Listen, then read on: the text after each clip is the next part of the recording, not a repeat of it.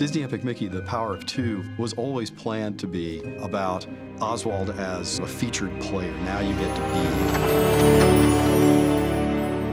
Oswald is the quintessential forgotten Disney character. He was a major superstar in his time, and I think using him in Wasteland to be the driving force of what's going on there is the perfect choice.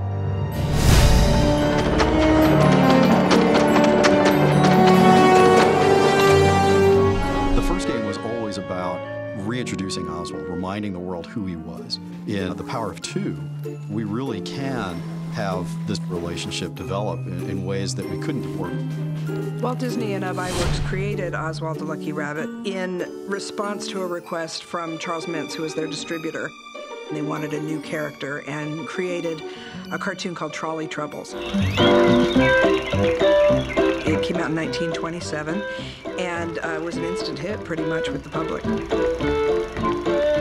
In the cartoons Walt and Iwerks made, he's always had an amazing sort of plastic quality. He can take his head off and roll it around like a bowling ball. He can break down into a dozen little versions of himself. He was constantly using his ears. He would wind them up like a helicopter, or he'd use them as an oar. We wanted to use some of those things that Walt and Ub created as gameplay elements.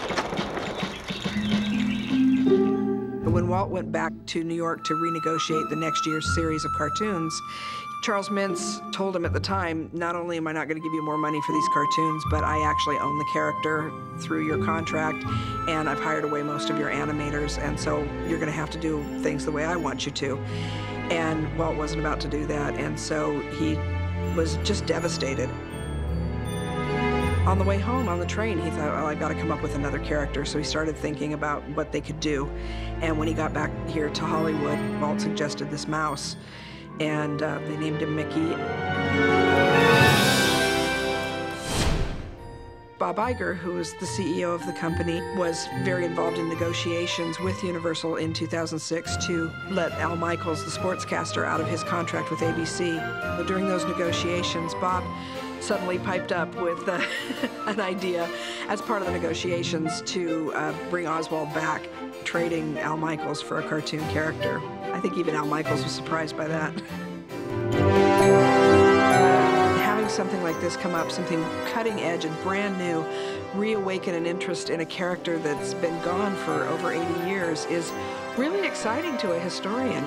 But the fact that he's taking that next step is huge for me. I love that little guy to death, and I want to see him as big and as famous as Mickey. So this is his next step towards having his own star on the Hollywood Walk of Fame, you know?